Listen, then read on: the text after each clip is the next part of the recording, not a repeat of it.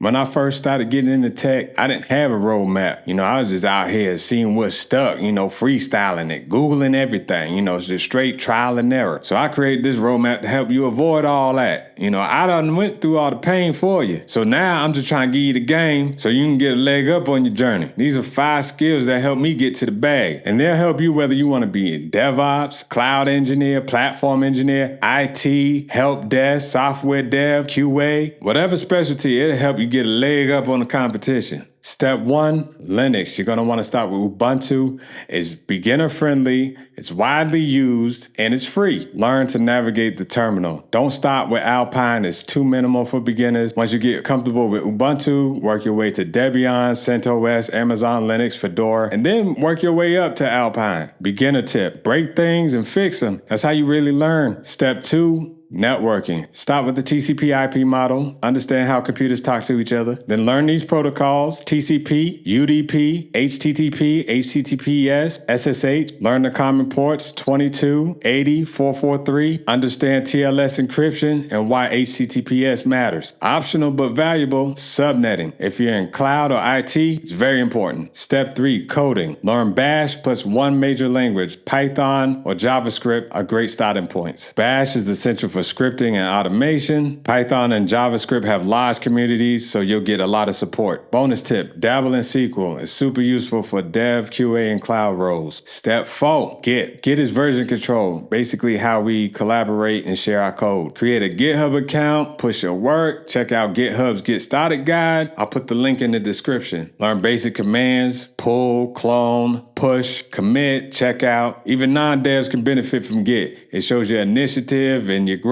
Step 5, containers. Docker. Containers help apps run consistently across systems. Visit docker.com and walk through their Get Started guide. Learn to understand what containers are and why they matter. Write a basic Docker file. Use the Docker CLI, PS, run, exec, etc. You don't need to be a Docker expert, but you need the basics. A note on security. It's not its own step. It's baked into every step. You should be thinking about security in each and every step. Think secure by default. Strong passwords, SSH keys, certificates, firewall rules, least privilege. You don't need to be perfect, just consistent. These 5 steps will build your foundation. And part 2, we'll get into the next phase: cloud, automation, Terraform, and more. Appreciate you for watching. If this helped, check out the rest of my channel. But until next time, I'm out.